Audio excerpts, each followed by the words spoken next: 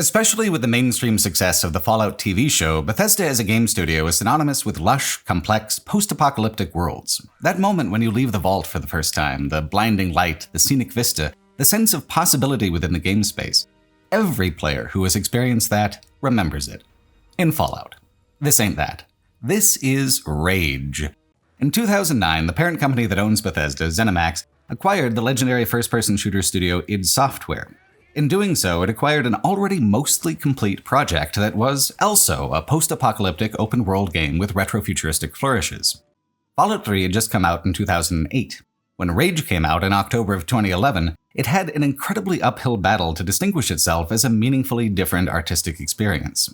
It lost that battle kind of famously. If anyone remembers Rage today, it's likely just as an anecdote about the time there was an incredibly generic, quintessentially we have Fallout at Home's shooter that flopped hard and somehow got a sequel anyway. A sequel that flopped even harder. I've had the itch to play more Fallout, but I've run out, and after spending over 1,000 hours putting together a project about Fallout, I can't possibly stomach starting them over at the beginning. I needed to scrape the bottom of the Bethesda barrel for the dregs of that delicious flavor. And down there, at the bottom, is where they keep the rage. What's truly fascinating about having gotten desperate enough to finally crack into this strange, mostly forgotten parallel franchise is that there are things here that actually are distinct from Fallout, and sometimes even better than Fallout in terms of player experience. The most important, major distinction is that no matter how bland the game's personality can be, it is still an id Software shooter. Its fundamentals of gameplay are as tight and polished as any id title. It's even better than some of its peers from that era. The shooting flows smoother and feels punchier than Quake 4, and the sense of momentum is faster than Doom 3. Rage is a deeply satisfying, crunchy shooter on a mechanical level. But it essentially proves by example that shooters are not just their mechanics, that the things that go into a first-person campaign to make it feel meaningful and immersive are much more complex than meeting the already difficult goal of satisfying gameplay. Rage is, for 2011, the very definition of a AAA first-person shooter campaign. It had a sizable budget, impressive under-the-hood technology, and real voice actors, including the actual John Goodman. Rage had so much going for it. When it finally received a sequel in 2019, it was a collaboration between id and Avalanche Studios, who had made one of my favorite post-apocalyptic open worlds with their 2015 Mad Max game. Rage 2 was somehow even more devoid of personality, despite being louder and weirder than Rage 1. Trying to make sense of Rage as a franchise is trying to figure out this unbalanced equation. If you take renowned, respected game developers and then add in the exact kinds of game structures and game settings that made them so rightfully famous, how can the games themselves feel like so much less than the sum of these parts? Rage supposes that an asteroid hits the Earth in the middle of a kind of 21st century golden age. Not a utopia, but Earth doing well enough that the asteroid was a real disappointment for most folks. It's not an apocalypse that was a particular consequence for anything, though, like in Fallout. Rage's retrofuturism is used to intensify the contrast between what was lost and what still remains, but the effect is aesthetic and not thematic. It isn't really trying to say anything with its apocalypse. Besides, perhaps, the implication that modern consumer design for stuff like soda machines and modern architecture for stuff like skyscrapers is too boring to be effectively evocative in a post-apocalyptic setting. The asteroid setup is perfectly serviceable. It just contributes to the personality problem Rage 1 has by making the things that look like Fallout feel empty of the same thematic connotations that make Fallout so atmospheric. To further pivot away from Fallout, Rage makes its NPCs more cartoonish and exaggerated. There aren't many characters in the game, but the ones there are have loud, over-the-top mannerisms and costumes and accents that make them all very distinct from one another. The problem here is that the market for absurdist characters in a dusty wasteland was cornered just a couple of years previous, when Borderlands came out in October of 2009. Borderlands, while not strictly post-apocalyptic, aimed for more or less the exact same vibe and level of energy in its NPCs as Rage does, even if the structure and gameplay of Borderlands is quite different even within the FPS genre.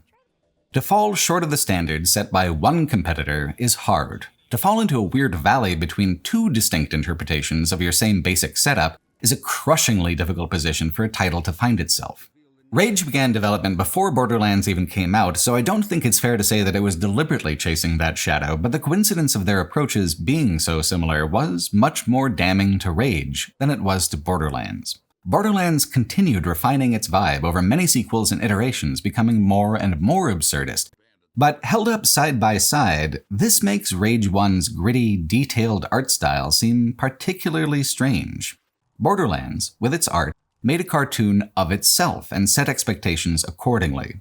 Rage is comparatively grounded in the art style, even impressively painterly sometimes, which is, itself, a rough position to be in. How can a game succeed when even the parts of it that are great create dissonance within the whole? Tim Willits was creative director on the project for id Software, and he did a pretty extensive circuit of interviews in the days leading up to the game's release, and soon afterwards. Website VG247 pitched him the question rather bluntly, asking, quote, "Some of Rage's biggest detractors, based on what they've seen of it, say the game looks just like Fallout. You know, you've got your wasteland, your cataclysm that sent people burrowing into vault-like shelters, etc. What do you say to those people?" End quote. To which Willits replied, quote, "For us, the setting exists to support the story, the gameplay, and the action. We picked the setting because when John was working on the megatexture technology, he downloaded all this terrain data from NASA.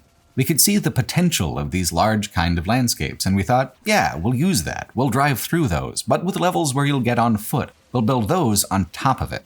And we wanted to have surprises and guns and sci-fi elements, so a post-apocalyptic world worked out great.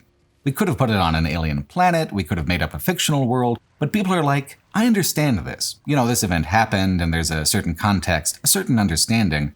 So people are like, oh, I can accept this world. And then they play it. But the setting only exists to support the story and gameplay.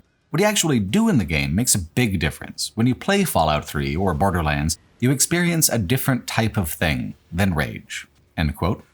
I think this answer neatly condenses a lot of things that help the game make more sense.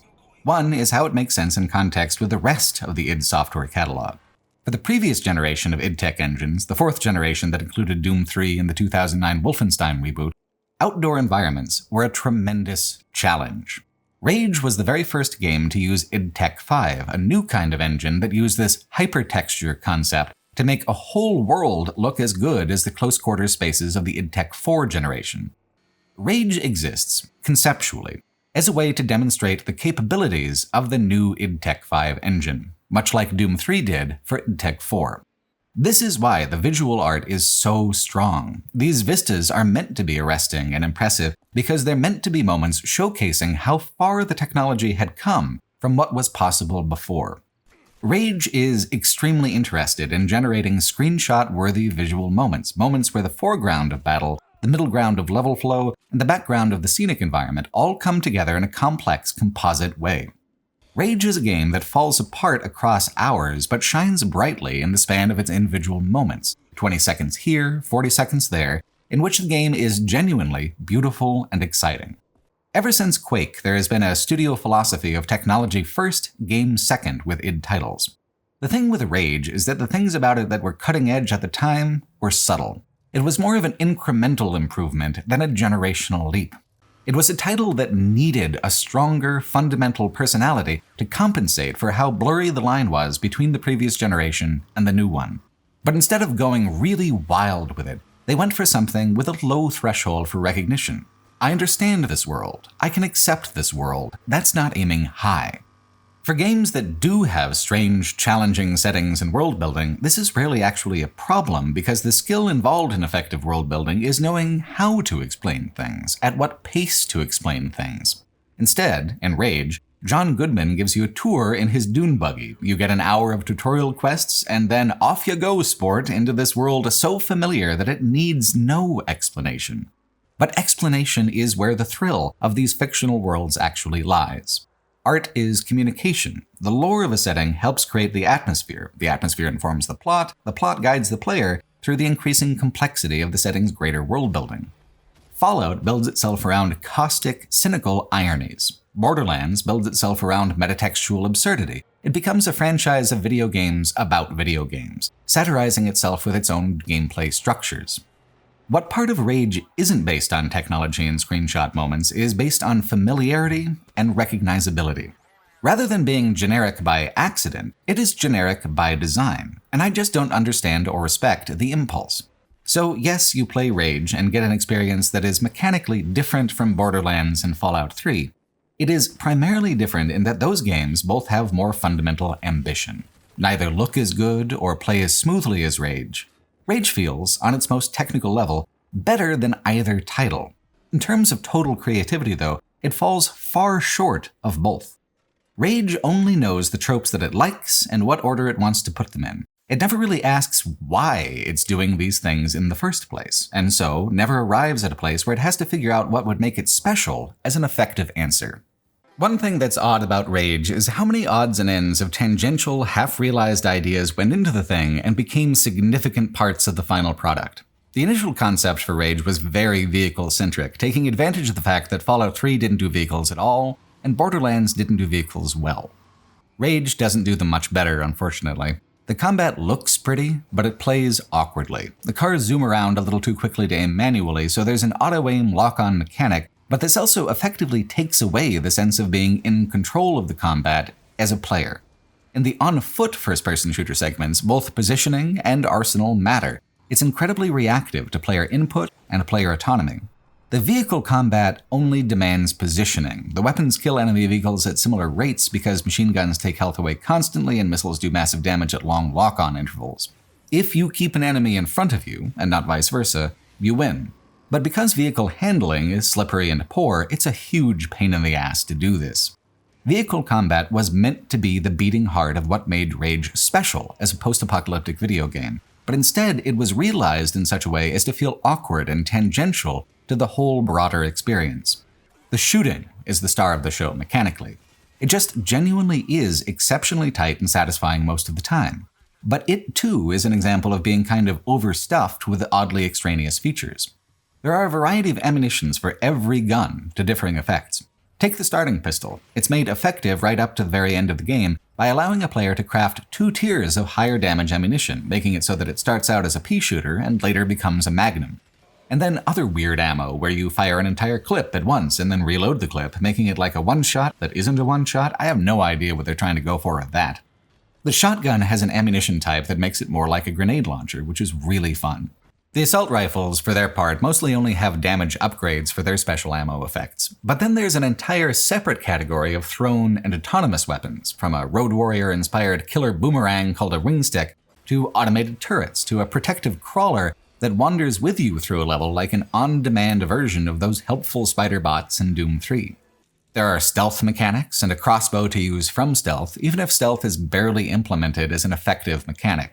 The DLC adds a weapon that's even more deliberately a 3-in-1, featuring an underpowered automatic fire nailgun mode, an intensely powerful crossbow mode of its own where it shoots a length of rebar that ragdolls enemies, and a railgun mode that can shoot through cover and through multiple enemies. When it comes to combat, Rage is willing to be very creative and try nearly any idea they can come up with. That kind of confidence of design and novelty of design would have solved a lot of its personality problems when it came to world building and presentation. Rage has a shockingly long list of mini-games, some familiar, some completely made up. Like, here's a weird dice roller where you're trying to wager on if you can defend yourself from mutants on a funny little board. Here's roulette, though simplified and rigged in a player's favor so that it isn't as much of a guaranteed money sink as regular roulette.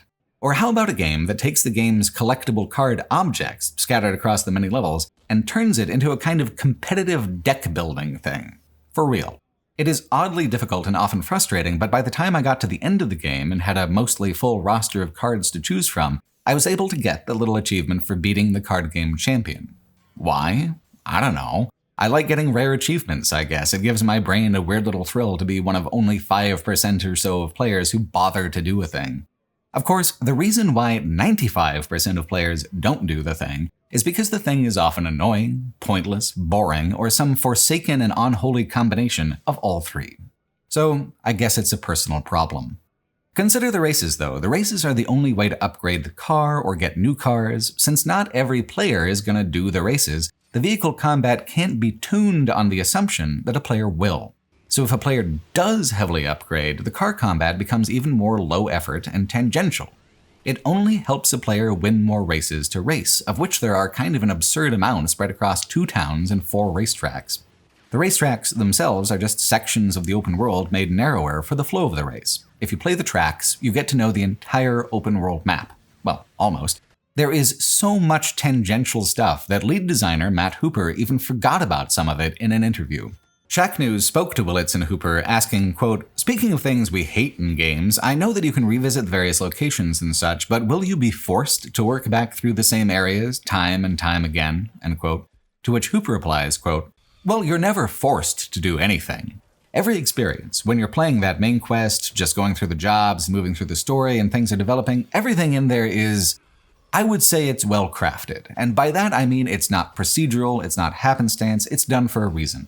And everything, from the voiceover to the AI to what new tools you get, all of it is a crafted experience. We want that. That's the whole focused action game we're trying to make. There'll never be this time where it's like, oh, I gotta go back there and do that. That's fine for other games, but it's not what we're trying to do." End quote. Willits then immediately corrects him, saying, quote, yes. Some areas will repopulate with mutants, so if you choose, you can go back." End quote. What was actually implemented into the finished game are a series of bounty board side quests, and they come in two varieties. One is a sniper Overwatch challenge, where there are a few different versions of having to make sure a deal in progress doesn't go wrong or guard a caravan as it moves through a valley. The other bounty board variety is repeating dungeons. The vast majority of dungeons in the First World area can be replayed for a minor reward. You don't replay the entire thing usually, and usually run them backwards from the first orientation, but you absolutely do say, oh, I gotta go back here and do that at some point if you're doing side content. It's optional though, so it is true you're never forced to do so.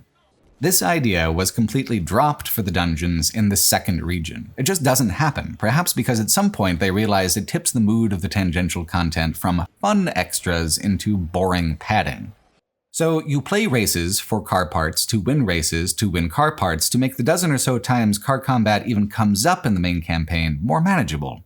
You play minigames to win money, but the biggest money sink is buying special cards for the deck building minigame. Otherwise you're just buying ammunition, so that's self-justifying as well.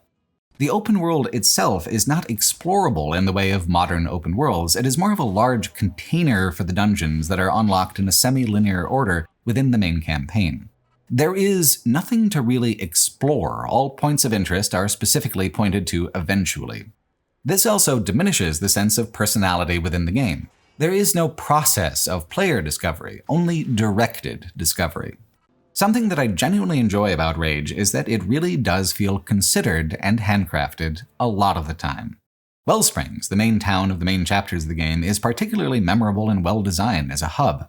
The problem with Rage's open world is mostly that it isn't one, exactly. It's just a lot of connective tissue within a mostly linear progression of dungeons and story beats. It feels disappointing in that it sets up this expectation of a more self-directed experience that never materializes, that isn't actually accommodated by the structure of progression within the campaign. The 2018 God of War used the term wide linear to describe its smaller, interconnected open world, and this is a more accurate description of what's going on in Rage. God of War used optional puzzles and tiers of explorable areas that would unlock as the plot expanded. Not only did this make exploration feel personal and player-directed in God of War, it broke it down into manageable chunks so that it would not be overwhelming or overly interfere with the pacing of the main campaign. It was really a beautiful example of how to do a smaller, campaign-driven, semi-open world experience. Rage is a wide linear title that doesn't want to admit it, and in refusing to see itself that way, it trips all over itself. There's a dozen ways to gamble and goof around, but only one way to actually experience the open world itself. This is especially frustrating, because when it embraces its own linearity, the game really shines. How is it that a game with such a bland, confused personality can have such strong art direction? Isn't that a fundamental contradiction? Let's look at a few gameplay moments in Rage as individual scenes. Take the first dungeon. Perched on a crumbling cliffside is a shattered luxury hotel occupied by a gang of bloodthirsty painted murderers. The approach to the hotel is amazing, and since it is not truly an open world, there is only one direction to approach it from. The developers know the player will have to see it from this perspective, and so they make it look absolutely incredible from that one particular angle. When we look at Rage 2, this is something that the sequel lacks. In a more truly open world, where objectives can be approached from any angle, including from the air, there is no clear method to force players to look at your art from the angle that is most flatteringly artistic. Like Hooper said, none of it is happenstance. This was done for a reason. The linearity is a way to make the visual art pop in exactly the way it's meant to pop, for the most dramatic visual effect. For an opening dungeon, the Ghost Hideout is about as scenic and stunning as it gets. The level design and art design are just really effective and strong. On a moment-to-moment basis, Rage is working exactly as intended and is actually a great fucking game. Or take The Dead City. This approach into the downtown heart of the cityscape is well composed and painterly. This kind of thing, done more dramatically and seriously, is much of what made 2013's The Last of Us so iconic and remarkable. The difference between the two games is genre. The Last of Us was linear action drama. It was serious, it had an emotional core, and everything pivoted around deliberate themes. Rage is self-aware schlock. It presents scenes that are so impressively composed as a way of maximizing the schlock that it offers, to be able to say it does up the same tired tropes in the fanciest, most expensive possible way. Rage delivers on the basic expectations it sets up very well, but without much of any ambition beyond that, it has become one of the most oddly forgettable big-budget franchises in modern game history. Of course, they did name the two main opposing factions within the Wasteland the Authority and the Resistance. Really vivid work there, guys. Evocative. The influence there mostly seems to be the comic book series and movie adaptation of Tank Girl, where the future of a post-apocalyptic wasteland boils down to a contest between authoritarian jackboots and a bunch of hard-drinking, harder-rocking punks. Tank Girl has so much more style, so much more fundamental creativity than Rage does. Despite the prominent anarchy symbol on the cover, there's very little about Rage that is punk rock at all. You mostly work for the mayor, then the sheriff, then a resistance leader who's just about the blandest military sci-fi guy they could have possibly written. You work for a second mayor with a memorably bad sense of fashion, which is an improvement, but he also sucks as a person and is written to be disliked. The basic setup is ripe for a punk interpretation. The Authority is keeping the Arcs underground, slumbering, so that the Authority alone can maintain control over the Wasteland's future. A better game might ask what the future of the Wasteland actually means. More of the same or something new? Is the old world dying a chance at new freedoms or an impossible setback? What the Resistance represents or what freedom looks like is never discussed. Behind the surface anger of most punk media is an optimistic core, the idea that individual expression is revolutionary and nonconformity can transform society, or at least make it more tolerable. Rage has no emotional core whatsoever. You fight for neither authority nor anarchy. You just kind of fight because that's the game genre. Have gun, will travel. Rage just gestures towards familiar ideas and links them together with its limited open world, theme and meaning be damned. One of my favorite things is that a huge plot point, one on which the entire sequel is built, is essentially just a few lines of easily missable dialogue in the Resistance base. There it's revealed that the mutants are not mutated because of radiation or a side effect of the Armageddon, but deliberate meddling with the magical meteor mineral feltrite. The Authority made the mutants, and with an army of trained and domesticated mutants, they plan to make their final play for global domination, or whatever. This is relegated to the side because it doesn't actually mean anything. It's just more B-movie cliches to throw on the pile. What actually is a main quest, in both the primary campaign and the expansion, is a sequence called Mutant Bash TV, a game show where you kill mutants for money under a strict time limit. The whole thing is done up like a carnival funhouse kind of deal. It's extremely campy and silly, and that's all it wants to be. This is the real plot. Authority versus the Resistance, this is just a bunch of bullshit the game feels compelled to do because it makes the game's progression resemble a narrative if you squint hard. But if they truly cared about it at all, they would have just chosen actual names for the heroes and villains. Mutant Bash TV is the core ethos that drives the whole thing. Goofy amusements and funhouse prizes. Rage likes to pretend it's above that and somehow slightly more serious, but perhaps it can't completely embrace meta-absurdism because that would be edging the vibe over into that signature Borderlands feel. So to come back from that brink, it adds microwaved leftovers in the vague shape of a plot. And even that feels largely unfinished. The second half of the game is so much smaller than the first, in ways that are pretty disappointing. Like, take a look at this incredible city that they have you fly towards. This is the main hub town. Kind of. The town is in the subway tunnels underneath, squandering the scenic potential of this cool thing they came up with. The one time it does feature is from the inside in one of the game's best missions. You come up from underneath into an old, shattered bank. The way the game uses grand, melancholy architecture is fantastic. But, again, the best of it also recalls a game that already existed and did it better. Gears of War from 2006. Now, it's easy to just draw lines from one similar thing to another. Just because there's overlap between creative works does not automatically mean one is derivative from another. This is why even the absolute best media is still oriented around familiar tropes or structures most of the time. Ideas that are completely novel and unusual are typically branded experimental and generate really divisive reactions. My goal here genuinely is not to play connect the dots between Rage and other games, but instead to highlight the ways in which those games actually did creatively distinguish themselves in a more meaningful way. Rage's big failure is not in trying to imitate something else that was good, it's that every single time it created those parallels and invited those comparisons, it ended up being the worse, blander version of the two. It is the loser in a dozen creative contests that it deliberately set out to provoke.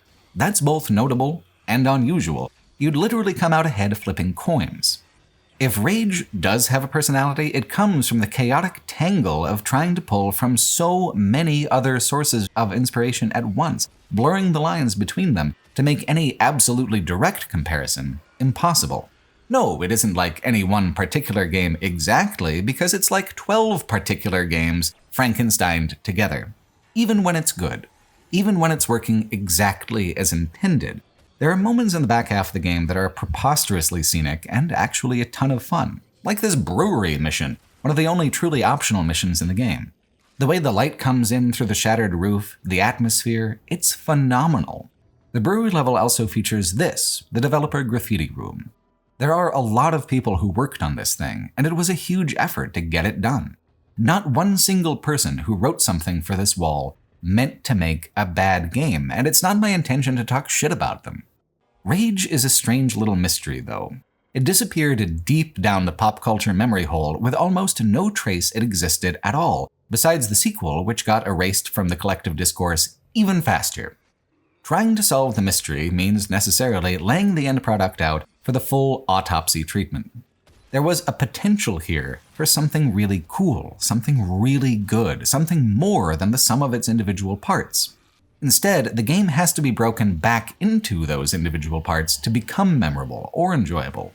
This level, or just a small part of a level, this moment, that vibe, all professionally crafted pieces, all useful components of a game that just cannot assemble anything meaningful out of all the many things it has going for it. The Scorchers DLC is kind of a critical part of the whole Rage experience because it massively intensifies this visible gulf between cool ideas and a bland execution. The Scorchers even succeeds at something I did not think possible. It makes a cave level scenic and visually dynamic. That alone is an impressive amount of developmental effort. And for just a DLC expansion campaign that, at best, 1 in 10 players bothered to complete. Rage is pretty good about making the enemy factions feel different from one another in terms of animation and behavior, and the Scorcher faction is distinctly difficult and mean compared to the other raiders. The content is a deliberate difficulty spike compared to the main campaign, but it's unlocked alongside the early and mid-game missions, allowing a player to either wait until they're powerful or tackle them early for extra challenge. There aren't really a huge amount of missions in the DLC anyway. There's a new Mutant Bash TV, there's the caves, a refinery, some underground tunnels, then the grand finale at the Scorcher base. This climax level for the DLC is straight up the best looking in the game, and it has a completely different, totally nonsensical aesthetic. It takes place in this amazing ancient temple at sunset, carved into the mountainside. How does this fit into the retrofuturism? It doesn't. Is it ever explained from a world-building perspective? Fuck no. But it sure looks gorgeous, doesn't it? And for once, I cannot immediately identify the more popular piece of media that it's riffing on. It is the ultimate expression of Rage's because we feel like it and it's cool approach to game design. This is the least explained, least narrative part of the game, and it's also my favorite. Going through the Quake series taught me how impressive id games can be when they allow style to become substance, to be surreal and atmospheric without needing explanation. Rage tries too hard to be games that it isn't. This is Rage, right here, with massive brawls against tough opponents in evocatively strange desert ruins with the setting sun behind you. Even the boss fight against this battle barge is pretty fantastic. Rage has an extremely bad boss fight in its Dead City section that's prescriptive, repetitive, and annoying. It's one of the worst in the id catalog. But the barge fight is dynamic. It has options. It feels active and engaging. It's not amazing. It wouldn't stand out were it not for the contrast between it and other worse fights. It's just good. It works and is good, which truly ought to have been the goal Rage aimed for if it was going to aim low. Overloading it with minigames, features, ammunition types, references to other media, this all serves to diminish and distract from what could have been if it managed to focus itself. But perhaps distraction is the point. The Scorchers centers its narrative around a woman with white girl dreadlocks and booty shorts who hangs around in your trophy room once the DLC is complete, which is dated even for 2011. Booty Shorts Girl, actual name Sarah, is a character designed for the express purpose of flattering the game's marketing demographic, males 18 to 24. Sarah is like every sidekick girl cliché there is rolled up into one character. She's almost the whole game in microcosm that way. Why choose just one element of B-movie schlock to imitate when you can just do all the tropes at the same time? Is this fun? Are you having fun? Would you have more fun if we added video poker? What about car combat? What if there was more ass, more prominently? Is that fun? In an oddly thirsty interview with Rock Paper Shotgun, Tim Willits kind of gives away the whole perspective. The interviewer mentions being impressed with the character models, such as Lusum Hagar, another girl with short shorts who teaches you to use the wing stick. Willits interrupts to say, "She's pretty hot, isn't she?" To which the interviewer says, quote, "I'm not usually a lech towards video game characters, but I kept going back up to look at her because the detail in her face was fascinating." End quote. Willits says, quote, "Amanda Troop is the actress. She's been in Mad Men and she's done commercials. We try to pick people where the voice fits how the character looks, so we audition a lot of people and go, ooh, that one works. And then in real life, she is cute as a button." End quote. The interviewer teases, "Are you a little bit in love, Tim?" And Willits says, quote, "Inside, I was thinking I'm always gonna hire her. And then Claudia Black, she's in it too. She's from Stargate and Farscape, and she's hot. When I was watching that show, I thought, man, she is cute. Then I saw her on the list and I was like, we've got to hire her. We've got to hire her. And then in real life, she's tall too. She towers over me." End quote. I suppose it's not watching Farscape and thinking Claudia Black is cute that's what's odd to me about this snippet. People across the whole gender spectrum watch Farscape and reach that conclusion. Claudia Black being cute is more or less a universal constant. It's that these surface reactions are sitting at the top of the decision-making process for the whole game. One of the most famous scenes in 1999's The Matrix is a training simulation where a woman in a red dress distracts Keanu Reeves just for a moment that would have been fatal had it not been for training purposes.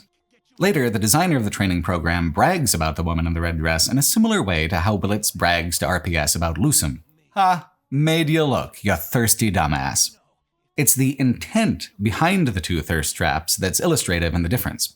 The woman in the red dress was there to show that the simulation in the Matrix was too alive, too reactive, to allow yourself to lose focus, even for a moment.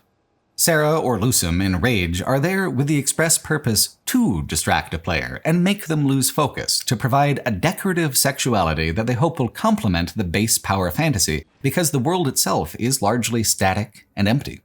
In The Matrix, the woman in the red dress serves both a narrative and world-building purpose. In Rage, the thinking begins and ends at, what if there was a girl who was hot? And yeah, what if? What if there was a wasteland with bad guys and dune buggies? What if the shotgun went blam and the mutants went What if there was like some kind of authority and then there was some kind of like resistance to that authority? All good places to start an idea, all bad places to end an idea if you actually want to say something or develop a unique creative personality. Because the art is not in simply asking a question, it's about coming up with an answer that satisfies. It doesn't help when the question is also shallow. The only answer to, what if there was a girl who was hot, is basically to shrug and say, that would be pretty cool, I guess. What's so funny about all of this is that the end of the game feels extremely unfinished on top of everything.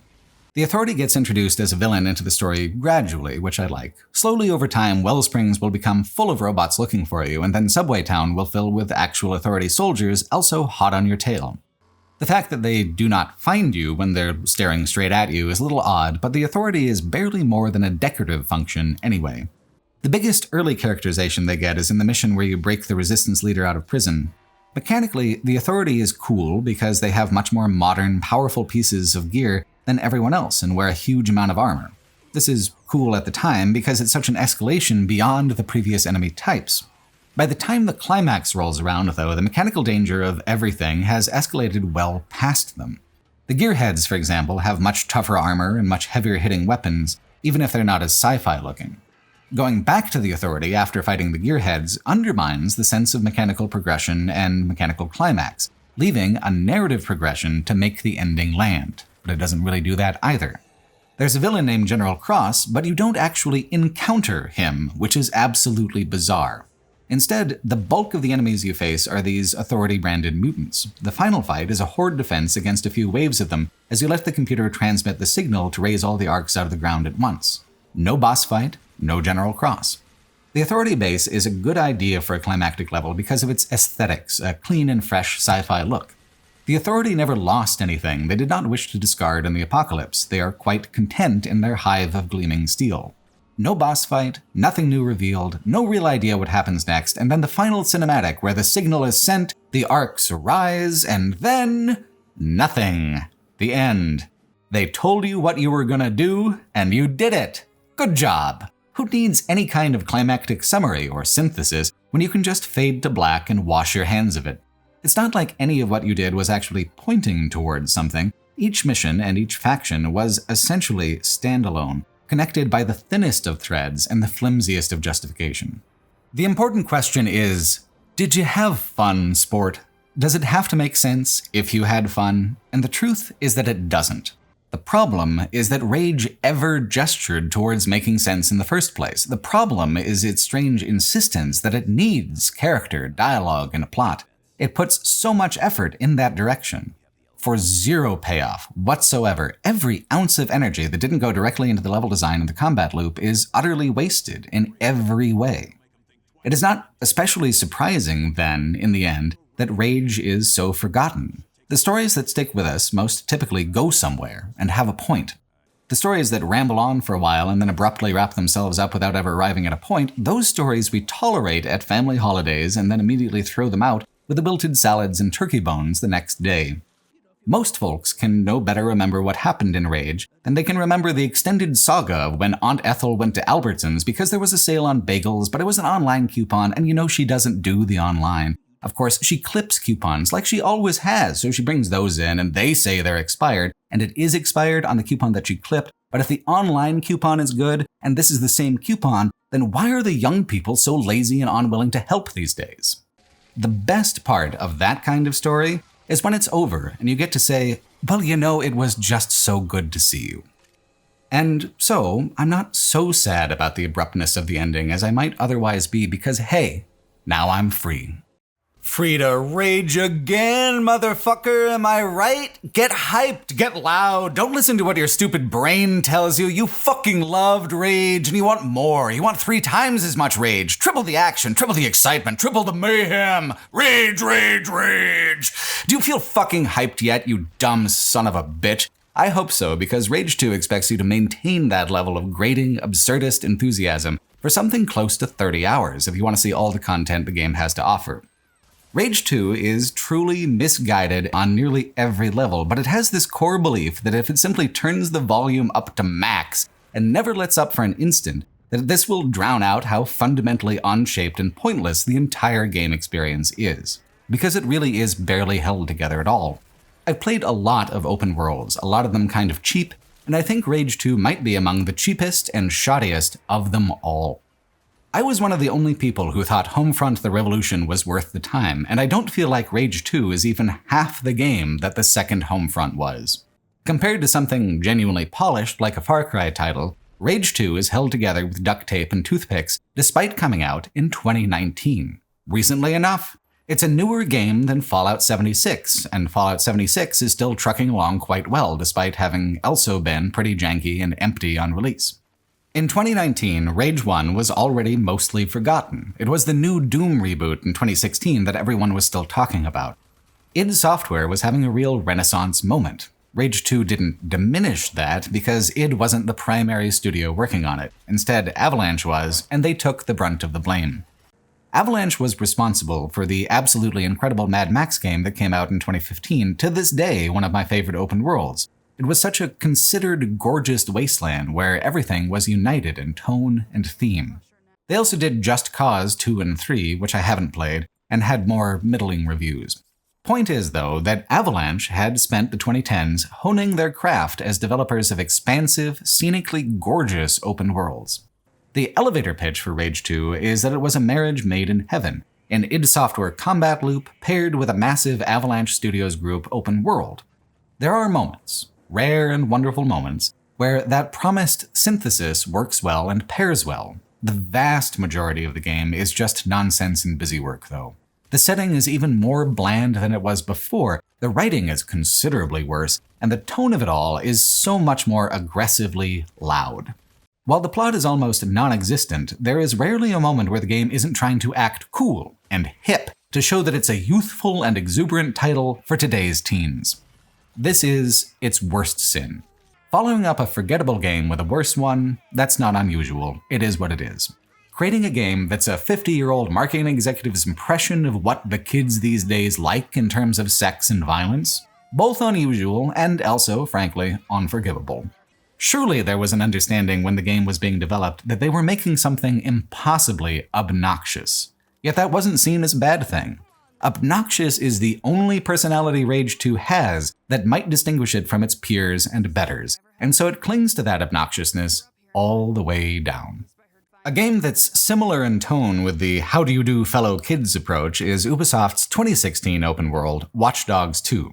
With its contemporary setting, however, that title has become more charming in retrospect. It is a vivid portrayal of all the dumbest, weirdest threads of pop culture that people couldn't stop talking about in the middle 2010s, and has become a real period piece that way.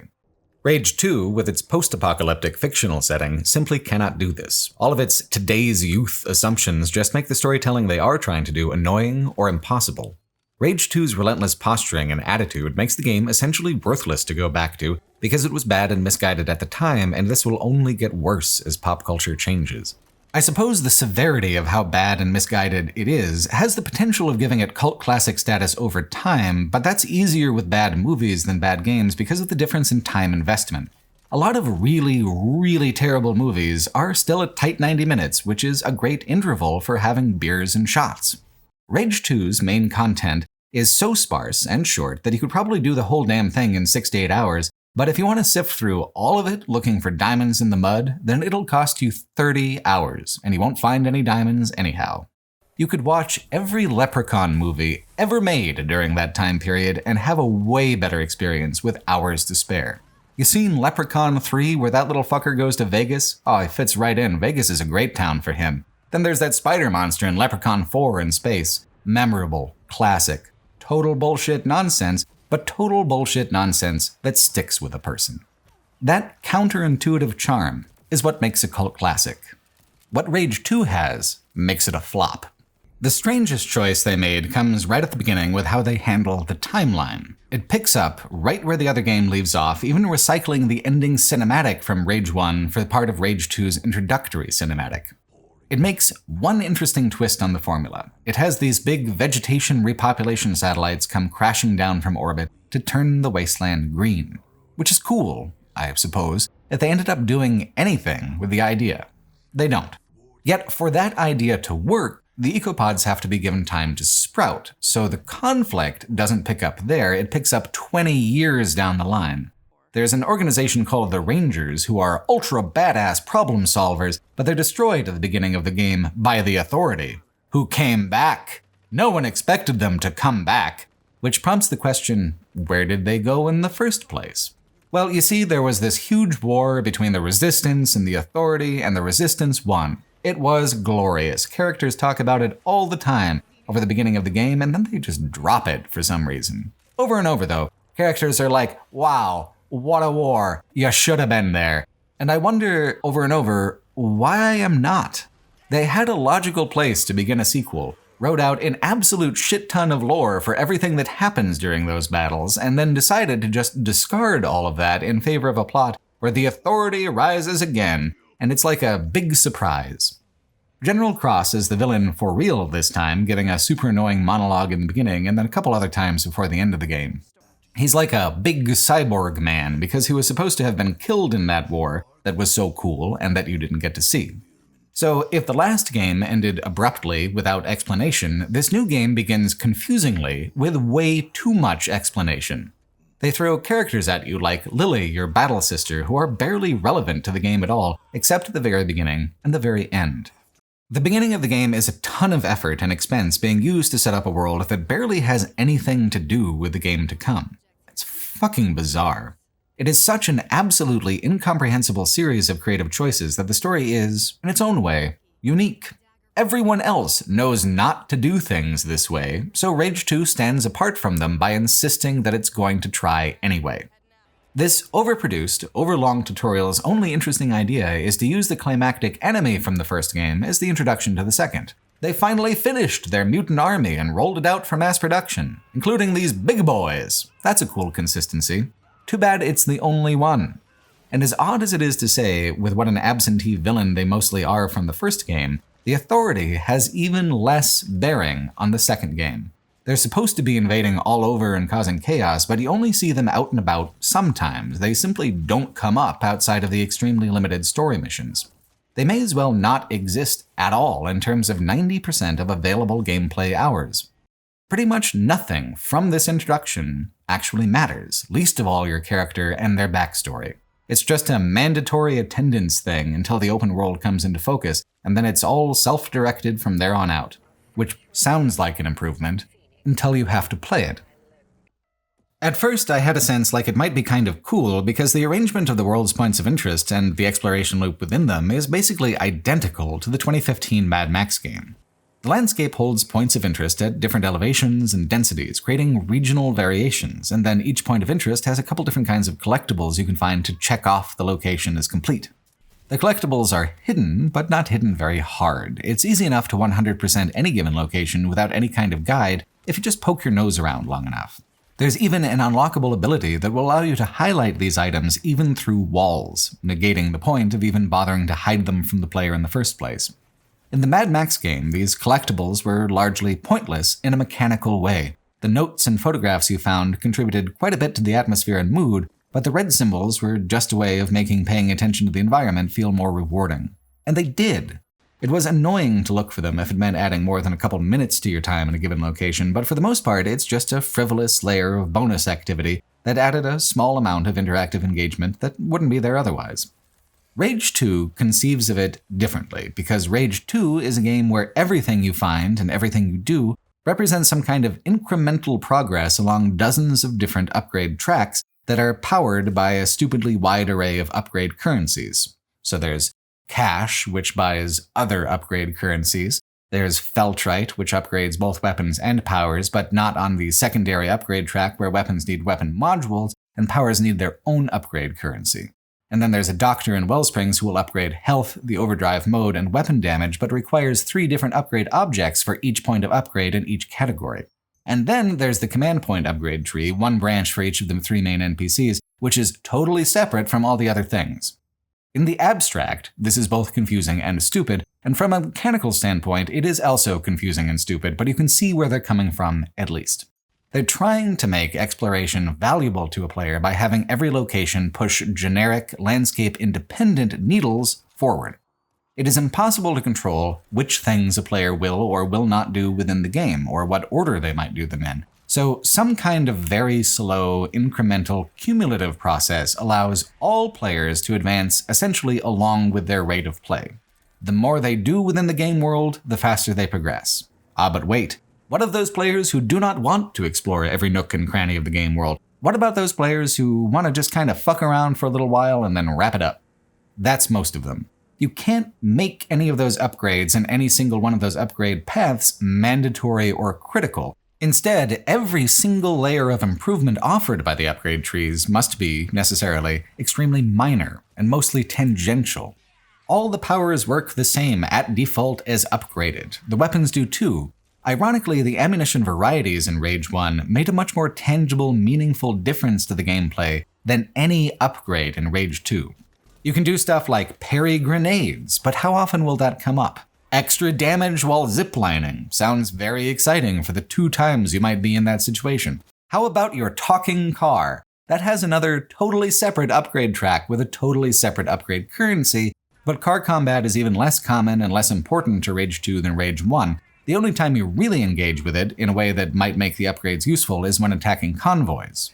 Why attack convoys? To get more automotive upgrade points to attack more convoys. These currencies are insular, self-justifying, and ultimately pointless because the differences in the feel of the game at hour 1 when I had nothing and hour 30 when I had done everything is genuinely pretty negligible. The only upgrades that truly matter are the few that increase weapon damage because that helps keep the combat tight when the enemies begin wearing fancy armors. Without upgrades, the armor would slow down combat and make it less fun. The upgrades simply make the feel and pace of combat consistent with the early game when you could shoot people and expect them to die pretty quickly. I had issues with the upgrade trees in Mad Max as well because they took so long to get through, but Rage 2 is worse by a huge margin because these systems completely dominate the actual setting they've tried to present to the player. It is all a nakedly artificial series of interlocking numbers that serve no purpose but to disguise the game's core emptiness, distracting from how these number systems are the only part of Rage 2 that feels actually complete, even though they ultimately contribute nothing of substance.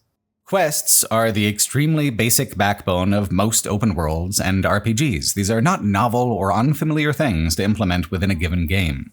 Rage 2 has what feels like less than half the amount of scripted narrative content as Rage 1 did, despite the game being nearly 3 times as long if you play it thoroughly. To begin, to unlock each of the 3 branches of the command point upgrade tree, you must undertake a story quest from one of the 3 main NPCs. You know them all already. The first is the leader of the Resistance who you worked with last time, now all old and scarred and grizzled, with a whole different accent, just for fun. John Marshall, now with flavor. He's very cynical about everything that happened in the last war, the cool one that you missed. Once he's done reminiscing, he talks about Project Dagger, which requires 3 pieces of equipment to infiltrate the Authority base and kill General Cross. Your next quest is to get his particular piece of equipment. And then that's it. 2 quests, done. It's like that for the others, too. You have an introductory quest, you have the Project Dagger quest, and then you're done.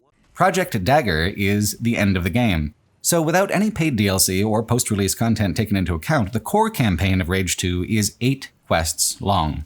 It's barely more than a vague outline. And all the changes to these supposedly familiar characters makes them completely alien to how they were represented before. Marshall is the least extreme example, actually. He in no way resembles the Marshall from Rage 1, but since the version in the first game had about as much personality as an unmarked cardboard box, who really cares? Consider what they did to Dr. Cassavir instead. In the first game, he was weird, but in a playful way with his robotic hands that kind of bickered and fought with each other. Dr. Cassavir in Rage 2 is fucking gross, deliberately off-putting as like his entire personality. Instead of a mechanical assistant, he rides on this weird mutant wearing a diaper. A full diaper, which Cassavir never changes, so thanks for that particular detail. It's over-the-top grotesque, but in kind of a dated way, like a carnival sideshow aesthetic. Chris Plant, in an interview for Polygon, confronted Tim Willits over this kind of imagery directly, which made kind of a fascinating back and forth. Plant says, quote, "I enjoyed Rage 1, but one thing ended up turning me off to it. I was born with a cleft lip and cleft palate, and one of the frustrating things about the game is that many of the enemies have that imagery, and there's still a little of that in Rage 2, end quote. Willits interjects to ask, "So you feel that it's a little insensitive?" And then Plant replies, quote, "Yeah, it makes me a little uncomfortable when it's always the bad guys that have the upper lip and nose removed, effectively," end quote. And then Willits just fumbles the ball hard, saying, quote, I never really thought of that. I mean, we try to make, Kenneth Scott was our art director on Rage 1, and yeah, I feel kind of bad now. Sometimes it's hard when you don't live in the world, so you're like, oh, these guys, so I apologize. And, yeah, I'll talk to the guys, end quote. So, 2 things there, the first of which is that this is just like the Lusum Hagar thing from that other interview. The decision-making was very surface level. They never considered that the cleft palate as a symbol of evil was super dated. It just fits into the carnival sideshow thing that much of the game operates on, so they just chucked it on in there. The second thing is, wow, it took like no time at all for him to throw Kenneth Scott right under the bus. I almost admire the childlike quickness with which, when confronted with an uncomfortable question, Willits defaulted to, "It wasn't me, he did it," and then quickly remembers that he is a fully adult video game executive and promises to talk with the guys. Plant, for his part, was not as cynical as I am about it and wrote, quote, "Is it a disappointment to hear that some of Rage 2's villains will be modeled to share my birth defect? Yes, absolutely. Is it a relief to hear someone simply say sorry? More than I could have imagined, to be frank. I can't remember a time somebody did this in an interview, just recognized the error and apologized. If developers can be open, if they can make efforts to find other voices rather than wait for those voices to come to them, then everyone could feel welcome to play the hero, rather than be forced to spot themselves as the villain." End quote. I think this optimism has largely been vindicated in the past 5 years. Developers do seem genuinely more willing to think about these things before just blindly repeating the genre tropes. Rage 1 and Rage 2 differ on an important axis, though. Rage 1 did whatever it thought would be cool and threw it in even if it didn't fit. Rage 2 has no sense of what's cool, only what's loud and edgy. They didn't just make Casimir sinister, which would have been a fine recharacterization, they made him disgusting. When every creative choice tends towards the extreme, this is just as monotonous as not trying anything new at all. Lusum Hagar herself is the third main quest NPC, which does seem like kind of a deliberate reversal from her previous role as the girl in short shorts. She's now the mayor of Wellsprings. Her character is the most likable of them, but the writing is still obnoxious and rough. I like the impulse towards making her a stronger, more concrete person in the sequel, it's just that every single character in the game is just incapable of talking like a normal fucking human being. Her questline isn't even about her, for the most part. It's the frame for an extended series of Trump jokes. She's competing for power with the son of the previous mayor, a narcissistic blonde idiot named Clegg Clayton. As a Trump parody, it's kind of a mashup between Donald and his notorious fail sons, Eric and Donnie Jr. One of the interesting things about modern comedy is that it's widely acknowledged that Trump satire is kind of a recipe for cringe. He is too darkly absurd a human being to parody in any way. He is a self-parody. In any other timeline, the basic facts of the Trump presidency would get a lot of editorial notes for being too on the nose and obvious as an oaf and a clown. But the consequences of his rise to power in terms of social deterioration and policy change were very real and very frightening. It makes the whole thing unpleasant to joke about. The consequences of regarding it all as a joke are just far too real for anything to be funny. In previous generations, awful and corrupt presidents like Nixon were very easy to parody. Jokes about Nixon and caricatures of Nixon echoed on for decades after the man was removed from power. Hell, what would Futurama be without Richard Nixon? Everything gets pulled down to his level instead, which feels awful, which feels hopeless, which isn't especially funny, even if it's being brought up as satire or parody. The Clegg Clayton stuff is just a vague reference in the general direction of the 2016 election that never resolves into an actual punchline. 8 years later, I find that I still absolutely do not want to talk about the 2016 election. It still makes me feel exhausted. It makes me feel like something fundamental broke in the world that I live in. Like, I love Broad City more than most sitcoms, but the episode where they stand for Hillary is an instant skip for me. I do not wish to hear it. I do not wish to see it. Don't fucking remind me how everything went sideways. It is bad enough that we have to do this whole song and dance again here in 2024. The art and media made about the Trump era that have staying power are the ones that treat it seriously, the ones that revolve around the central question of why authoritarianism and hatred is such a popular platform in a country where freedom and individuality are supposed to be civic values. In the face of this, jokes about hairstyles and egotism feel tangential and flat. We don't live in an era where satire is entirely dead, necessarily, but it takes far more effort than Rage 2 is willing to put in to pull it off. As with everything else, the game's only real concern is in being loud. Before Clegg Clayton will invite you up to his golden tower, you must prove yourself a winner. This is done by competing in 2 legacy sports events that have carried over from the previous game, Racing and Mutant Bash TV. The racing part feels extremely unfinished. There is just one track, there's no rally races or utilization of the wider open world, there's just a dirt ring and you use it once. Racing was much more of a thing in Rage 1, which is weird because the overall time you spend in vehicles in this game is much higher. The vehicle handling in Rage 2 is way worse, however. It simply does not feel good to drive. All the vehicles feel floaty and disconnected from the road. Mutant Bash TV is even weirder. In its original incarnation, it was kind of a tribute to the excellent arcade cabinet game Smash TV from 1990. In its new incarnation, well, I don't really understand what this is. I'm not sure what they're going for. It is unclear to me who is being made fun of or why in this cutscene. Here's a sexually aggressive older woman. Is that funny? Here's a bunch of weirdos running around in underwear and masks. Is that funny? Isn't it just, oh my god, so random? It is clearly meant to be comedy of some sort, but it's just absolutely incoherent. And then the actual minigame of Mutant Bash is a one-to-one recreation of the progression rooms from the first Rage. It dresses up how boring and derivative it is mechanically by being distractingly obnoxious. Which kind of works, frankly. I am often so irritated anytime anyone speaks in this game that it does overwhelm whatever other problems I have with it. I've played a lot of bad games in my time, but Rage 2 is one of the most bizarrely disappointing. This wasn't just a mess, it was a big mess. I mean, it's really mixed up. How do you arrive at this impossible intersection of loud and boring? All art, even bad art, says something, but what Rage 2 is trying to say is not remotely clear. I don't get it. It has too many component pieces that simply do not cohere, a junk drawer of miscellaneous ideas. So I guess I don't mind the campaign being 8 missions long, because I can't stand even one of them. What side quests did make it into the game are, for the most part, not a fully implemented feature. NPCs in the various towns will sometimes mention that they need help with something, which will highlight an activity on your map, but it will not register as a quest, and the experience of completing the activity will not change at all from how it is if you just discover and complete the activity on your own.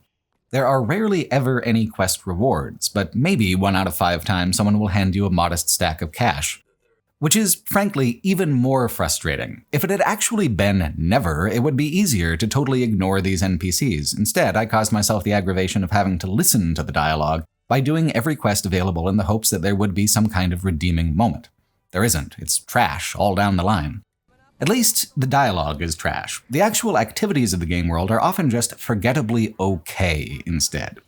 The main activity is clearing bandit bases where you just have to kill everyone to complete them. Rage 2 is a very post-2016 Doom title. It completely abandons the combat rhythm of Rage 1 to focus on a high number of enemies in open arenas.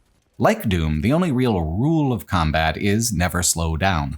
Because of this momentum that's baked into the flow of the game, and because the numbers of enemies are so large compared to the other shooters, the combat is never as boring as the rest of the game. It always feels, at a minimum, kind of fun.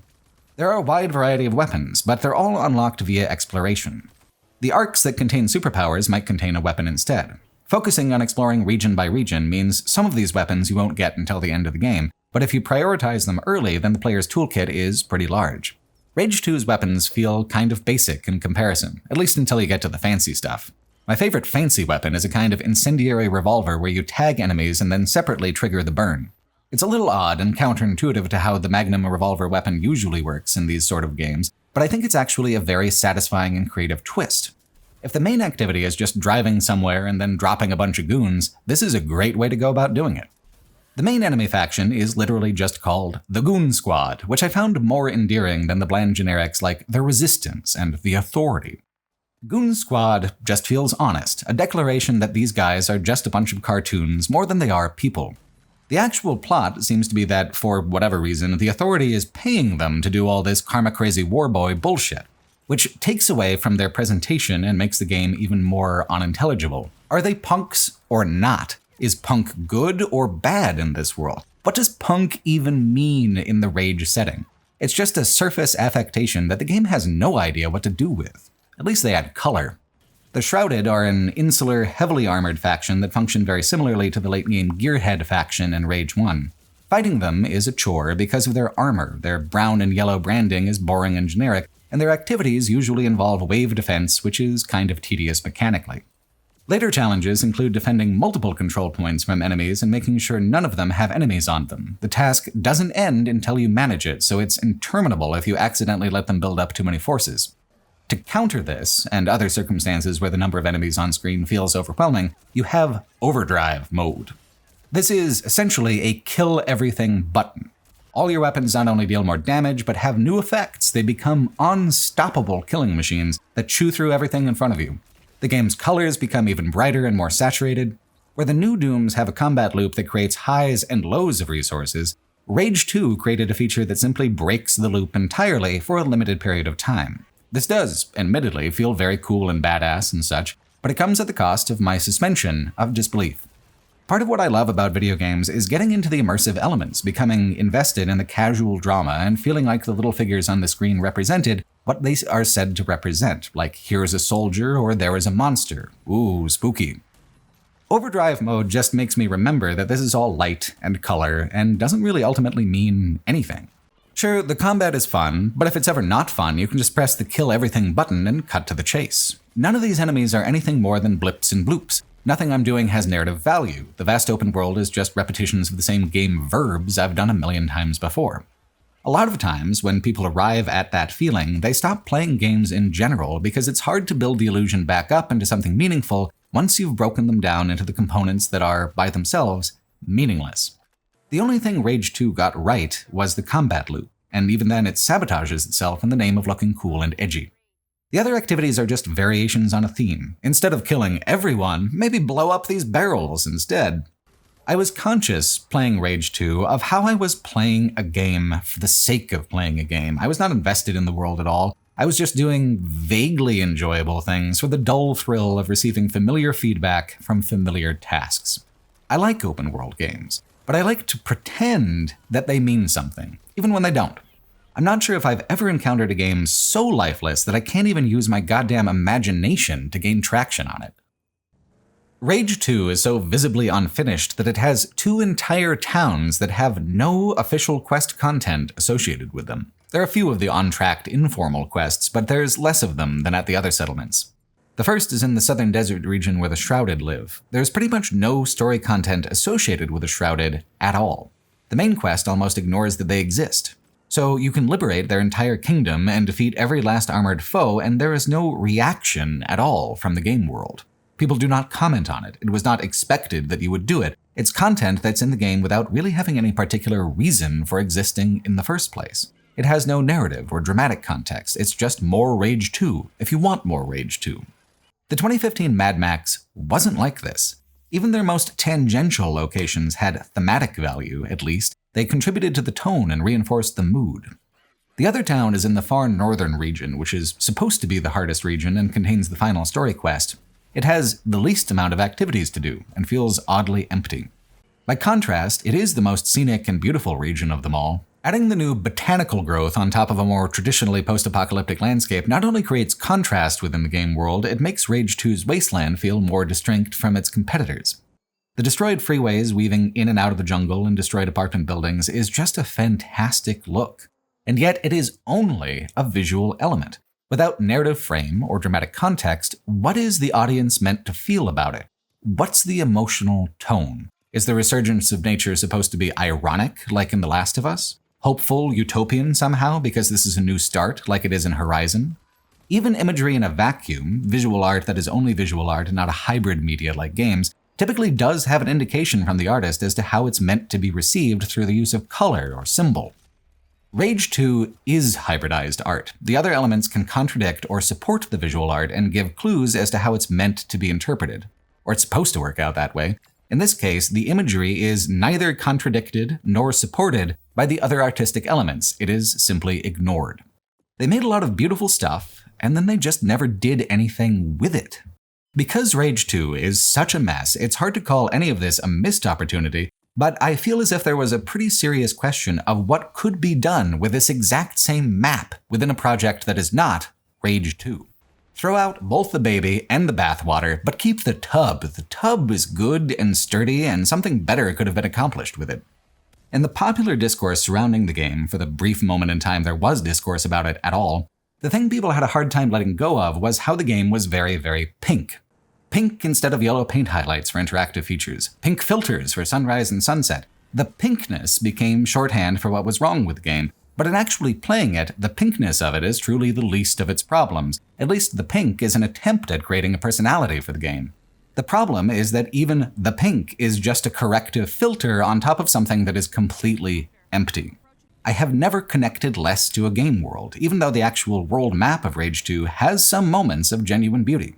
It has what feels like deliberate echoes of what made the 2015 Mad Max such a success. But echoes are all they are. Even where the game is just flatly derivative of those vistas, they don't hit right. Which is curious. There is such a thin, practical difference between the two world maps, it is much easier to list their similarities than their differences. If the difference isn't fundamentally mechanical and isn't explicitly visual, then the difference in narrative frame must be the deciding factor. Mad Max's world had its visual art supported by its other artistic components. Rage 2 just leaves it in the sun to rot. It's difficult, really, to draw the line between what was bad about the game and what was obviously unfinished. Maybe there was a lot of stuff that would have soothed these criticisms if it had made it into the game, but it didn't, and I can only experience the things I'm given as a game critic. The most illustrative thing I can think of is what happened to Wellsprings. In Rage 1, the town was almost overproduced, crammed with colorful, unique NPCs and dozens of minigames. It was too much, and a lot of it was largely frivolous, but it felt alive and exciting in a way that was easy to vibe with.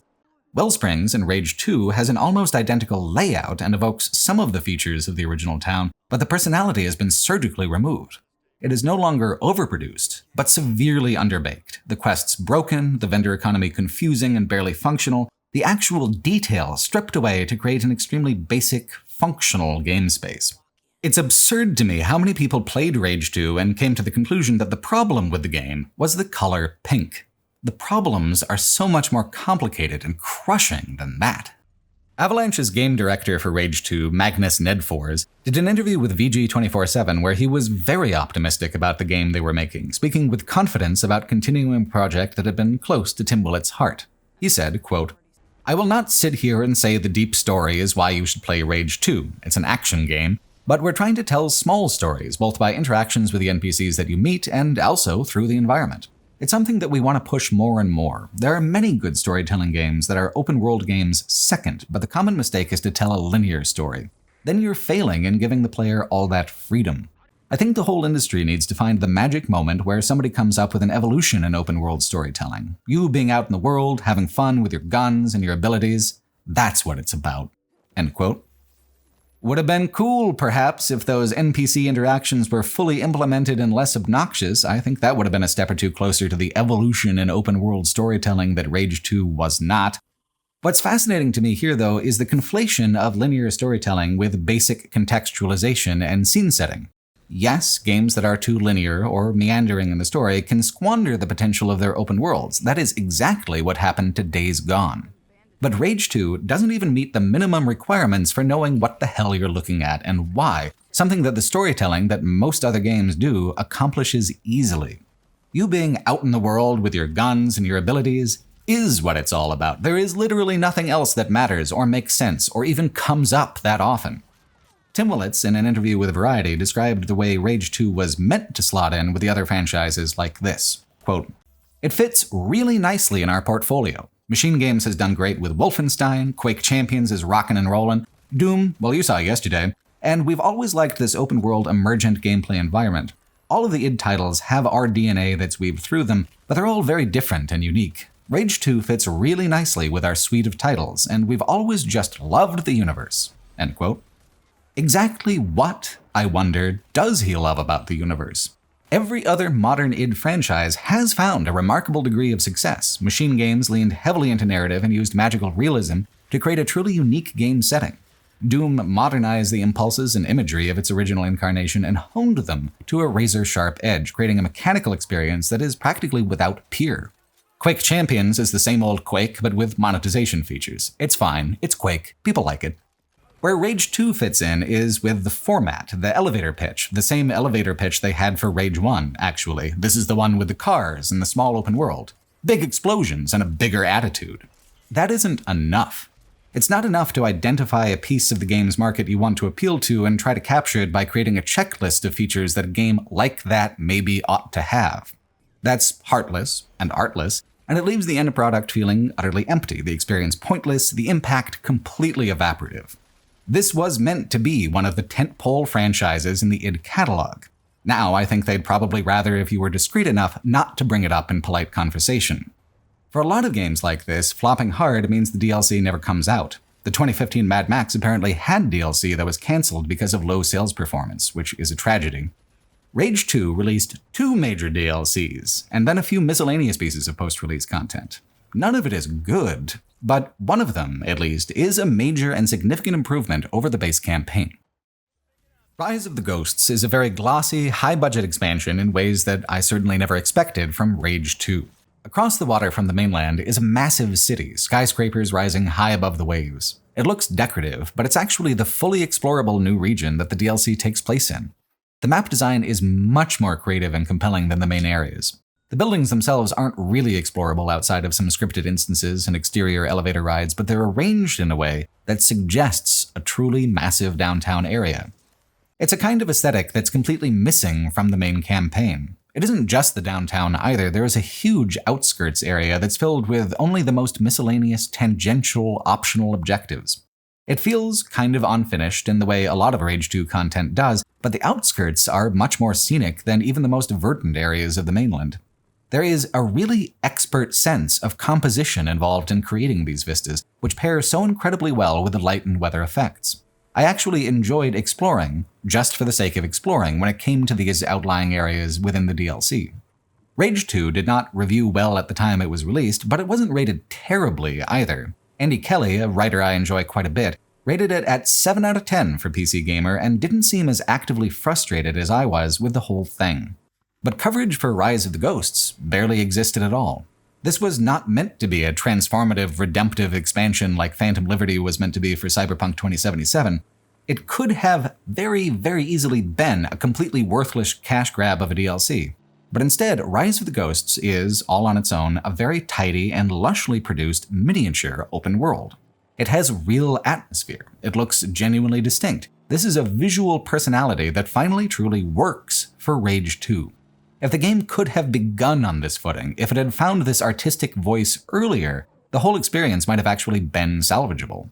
Because as it is, I don't think I can recommend Rise of the Ghosts because to play it, you also have to play the rest of Rage 2. I don't wish that on anyone, yet the fact of the matter is that this expansion does have heart. It's genuinely and evocatively beautiful a lot of the time. As a landscape, as a destroyed cityscape and an urban playground. That beauty, I'm sorry to say, still has a tendency to fade into the background every time a character opens their goddamn mouth. There must be some kind of secret agreement that a bunch of game developers signed in the mid-2000s mandating now and forevermore that all dream sequences have to look exactly the same. I swear to God, look at this shit. I've seen it 9 billion times. Sometimes it's good. I like it fine in Dishonored 2, for instance. Sometimes it's annoying and slow, like in Fallout 4.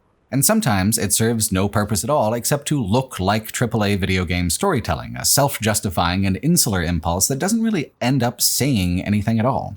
It does serve, I guess, to try and establish that whatever you might have felt about the main campaign, this is going to be something more familiar and regular. Which it is. This is very rote, very tired superhero versus supervillain nonsense. It turns out you're not the only ranger after all. There's also Iris, who is using the magic of Feltrite to turn regular folk into blue pale murderers under her control. Only she can fight the authority. Only she can bring peace to the wasteland. Only she can blah blah blah blah blah blah blah. It's paint-by-numbers villain dialogue, but because it actually maintains focus and doesn't go off on some bizarre tangent in the middle of what's being said, it seems like better dialogue than what had come before. It's too bad that the art of the landscape is poorly matched with this low-effort script writing. The whole Ranger superpower thing is just a paper-thin excuse for giving the player neat combat mechanics that complement the gunplay. Anything that tries to explain the superpowers as anything more than something cool to look cool is just tedious. The open-world activities are labeled slightly differently than their counterparts on the main game map, but they aren't actually any mechanically different. Like the fuel depots are now Feltrite gas factories, or whatever. There's a couple new things like outpost defense and airdrops, but they're exactly what they sound like and are pretty much indistinguishable from activities like them in any other open world. The reason to play Rise of the Ghosts, if someone was willing to do so, is just to vibe with the art of the world. A funny thing they did was add a weapon that's almost like an automatic combat skip feature, a Feltrite laser that just melts through anything in moments. It uses a precious upgrade resource, but the Feltrite resource is the one that the player is most likely to have a major surplus of, so the theoretical trade-off, using a hard currency as ammunition, is without actual mechanical consequence. I had thousands of extra points of it, so burn, baby, burn. As an enemy faction, the Ghosts are just slightly more acrobatic than the others, otherwise they function the same. It's more Rage 2 for the sake of more Rage 2. If you want it, here you go. If you don't, why do you pay the extra $10 for the DLC? I don't know if I can actually fault the way the open world activities are constructed and repeated, because to a certain degree, every open world game repeats itself in certain ways, even Elden Ring. Once the templates are established, following the templates is the standard expectation for this game format. Games where every encounter is bespoke, deliberate, and unique are typically linear format games. Rage 1 sat on the border of the two styles, but still hewed more linear in the end than it did towards the open world format. And that linearity ended up giving it much more style and substance in comparison to Rage 2. The Dead City level from Rage 1 is still ultimately more scenic than the Overgrown City in Rage 2 because it has such tight control over the angles and the vistas it presents to a player. Every part is very deliberate, but very little is usable. The Overgrown City, by contrast, is a massive amount of usable, playable space, but it only looks its best from a few choice angles. Angles that are deliberately built into the main quests and most of the side activities. To be fair, the DLC is actually quite skilled at guiding a player towards finding these magic visual moments. It's just kind of fascinatingly counterintuitive with how this scenic beauty interacts with the cut-and-paste, uninspired gameplay. The gameplay works best if you just consume it incessantly without thought, yet the environment works best if you actually attempt to engage with it in a simulational, immersive way. There's just no incentive for doing so. It does not actually otherwise feel immersive at all. You have to bring that energy in on your own and sustain it without any help from the game whatsoever. Which is, all by itself, kind of an illustrative negative example when it comes to game design. A game is never any one thing in isolation. A game's successful elements and its failures blend into each other and reinforce each other. This can lead to games that are extremely evocative but shit to play, or games that feel perfectly competent in the moment-to-moment gameplay but utterly fail to cohere into anything immersive. The Overgrown City is, in isolation, kind of a triumph, but it sinks into the morass of everything else Rage 2 fails to do, and in that morass, it crumbles and drowns. It all wraps back around in the end to a bunch of superhero nonsense anyway. Iris is gonna launch the bad, evil Feltrite missiles and kill a lot of people, or maybe turn them into mutant goths like the rest of her faction, for reasons that only make sense using comic book logic. So it's a Ranger versus Ranger fight, to the death. You see, it's interesting because you have powers, and she also has powers, so that means that this moment is very powerful, right? That's how this works. I feel like if your villain is at the point where they can only accomplish their goals with silly missiles full of colored gas, they don't really track for me anymore as actual characters, just a pile of familiar cliches. Yes, even Ed Harris in The Rock, although he does do it with style. Like, if you're gonna copy something, copy it better. At least I didn't have to pay full market price for the DLC, I got it bundled and on deep sale discount. The second DLC, however, I actually did have to pay for. Not only did I have to pay, I had to pay with Rage Coins, which are deliberately designed to force a player to buy more than they strictly need for the DLC. This is a staple of mobile gaming, but the fact that they gotta add one more currency on top of all the others is just comically absurd when it comes to this game in particular. No game is apparently so unfinished that it can't have tacky monetization stapled on top. Paying cash is the only way to get the one single quest that explicitly talks about what happened to your character from Rage 1. Cult of the Death God. Guess what? You were the Death God, back when you played the first game. Good job, buddy. Now the mutants worship your discarded armor. That's cool. Feels like it ought to be part of the base game. It isn't, though. 8 quests and done, bucko. That's all you deserve for the base price tag. The thing that's kind of wild to me is that I assumed that Cult of the Death God would be a long or involved quest, but it isn't. It's just a pretty straightforward mutant sewer dungeon, of which there are well over a dozen in the base game already. It doesn't add anything truly novel. The pistol from Rage 1 makes a reappearance, but it no longer fits the mechanical rhythm of the game at all, and I didn't use it. You also get to wear the armor, but since you only ever really see your character model on motorcycles and motorcycle-adjacent vehicles, it is super tangential. There are no other custom armors in the game at all, actually. Everything else is just weapon skins. And most weapon skins, naturally, cost cash money Rage Coins. 5 years after it was released, and most everything about the game is empty and broken, but not the cash shop. That thing works flawlessly. Go figure. I got the Cult of the Death God quest and its associated items as part of a bundle with the final DLC, Terrormania. There are some miscellaneous things in the game that were also added as post-release content, and I'm unclear on which were free and which were premium. For example, there are these big steampunk mechs that come up sometimes, but not often, and I don't think they occur once in any story quest. You can add one of these mechs to the list of vehicles you can drive, but they're ungodly slow and not nearly as strong as the default vehicle. So why bother? Well, your default car talks, and I think it just might be the most annoying character in the entire game, so it's worth the trade-off not to have to hear the car. But in that case, literally any other vehicle works. The most peculiar, most tangential quest added post-release is a battle with a sandworm. A very off-brand sandworm, a Kirkland signature sandworm. Cool, right? I don't fucking know. It feels genuinely random to me, and I don't get how it wound up in the game. Were there originally going to be more, and this is a restored cut content kind of deal? As it is, there's just one worm, way off in the least visited part of the map, and there is no context and no follow-up for it. Like most of Rage 2, I guess. There's also a mutant wizard called Mangu. Get it? Like semen, right? Haha. Who sells cheats. Why anyone would use cheats is beyond me. People who play on harder difficulties do so because they don't want to skip content, and on normal difficulties, the overdrive mode is already an automatic win button.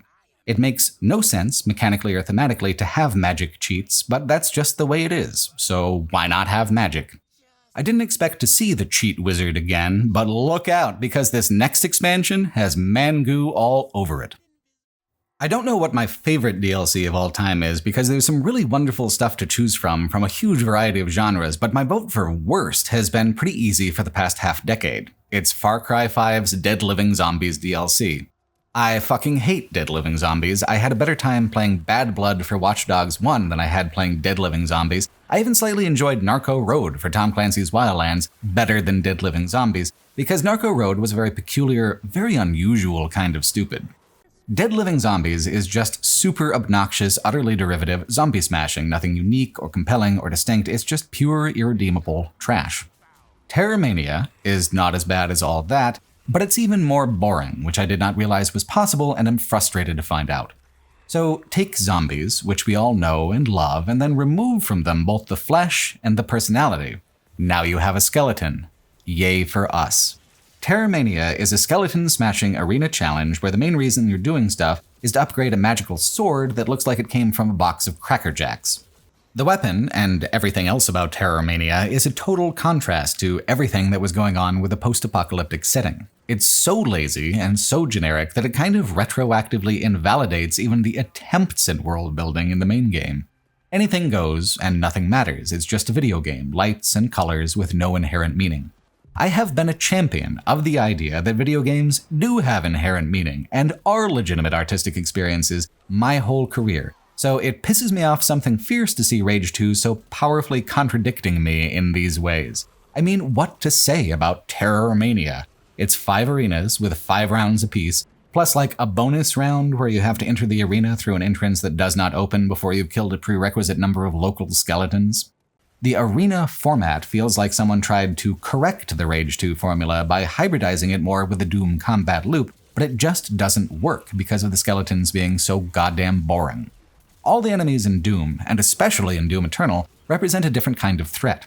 Terrormania just has bony guys, sometimes big bones, sometimes fast bones. Functionally, Rage 2's combat isn't oriented around risk and reward enough to make these arenas feel fun on their own. Your victory is pretty much locked in if you don't slow down, unlike Doom, where there are many highs and lows of vulnerability during a given engagement.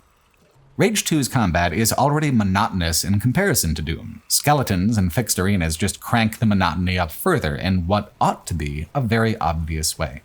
Then there's the Wizard. The setup is as thin as they can get away with. A few members of the Goon Squad find a record called the Necro Disc, and they play it backwards. It shatters, so you have to go into the alternate universe Deadlands area and reforge the Necro Disc and play it forwards.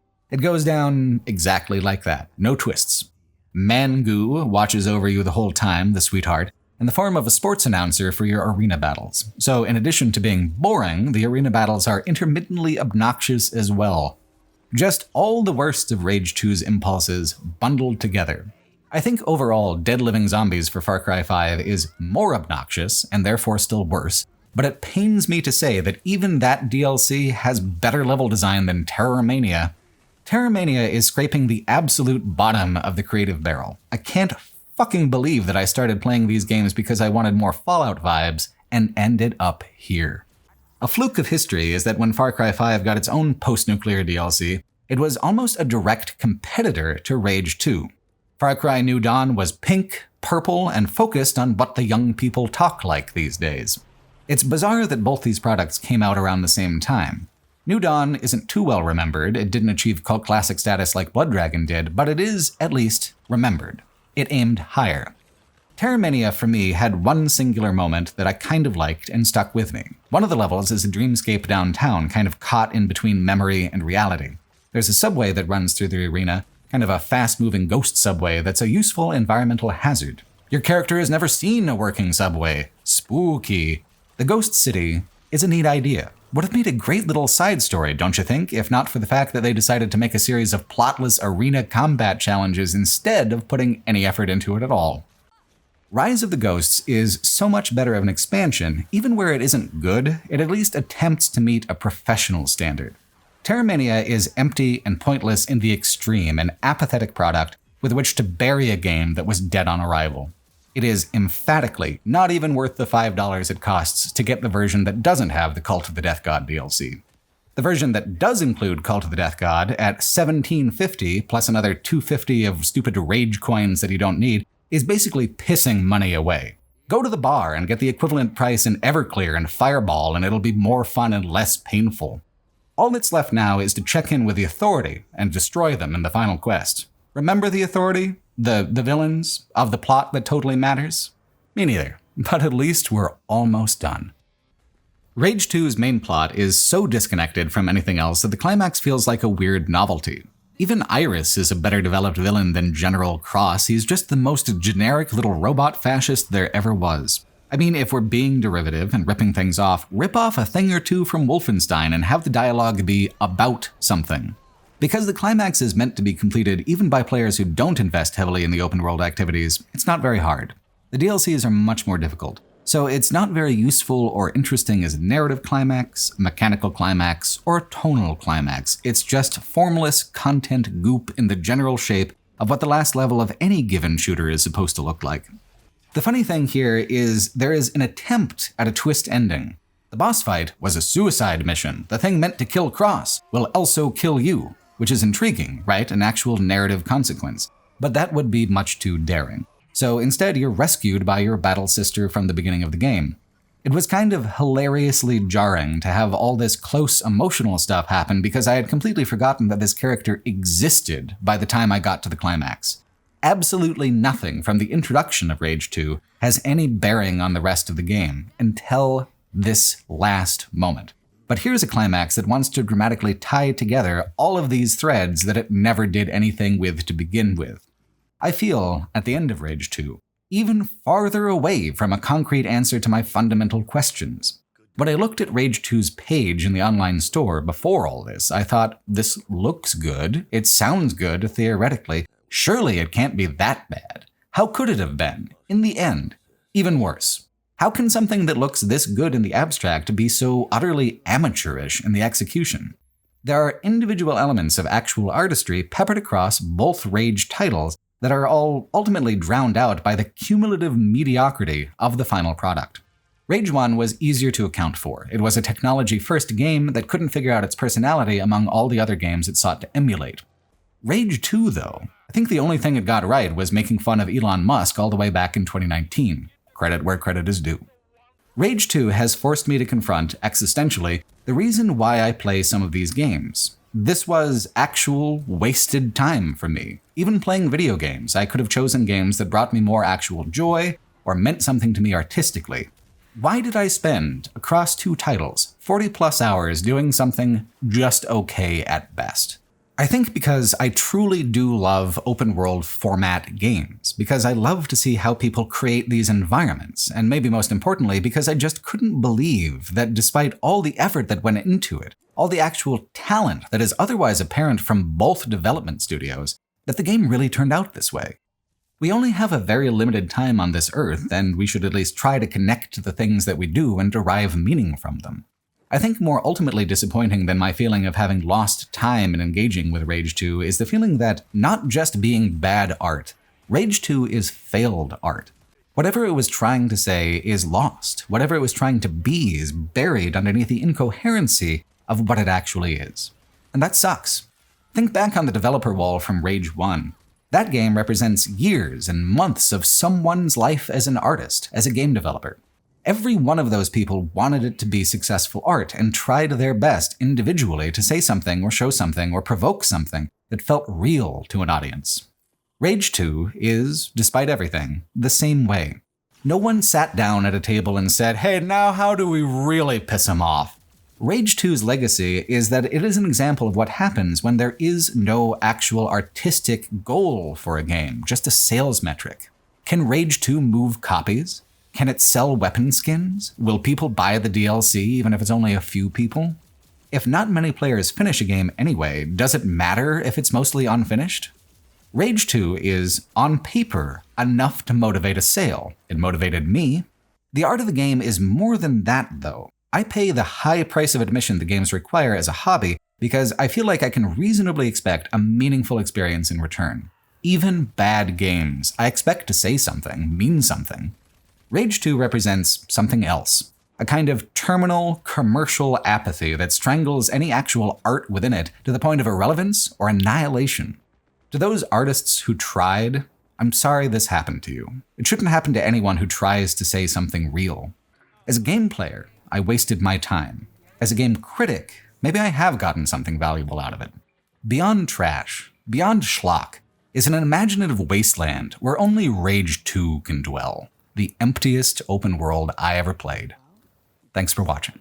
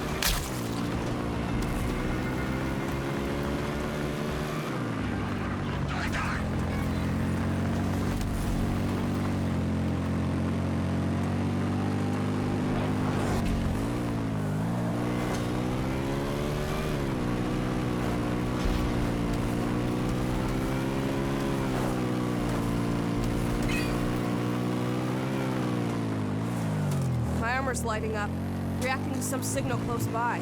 It's Arc-Tech, right? Yep, it's designed to pick these old signals up. It could be an old Arc. If it's untampered with, it might still have weapons and gear inside. You should really check it out. Walker, I know it's a big old wasteland out there, but you haven't forgotten about John Marshall, right?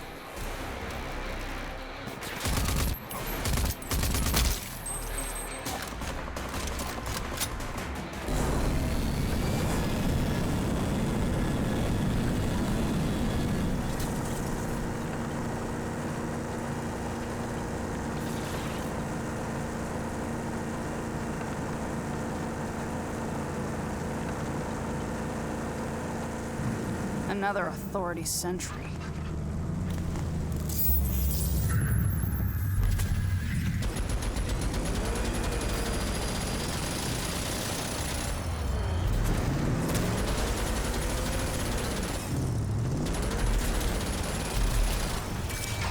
Sorry, sport. I'm fresh out of bullets.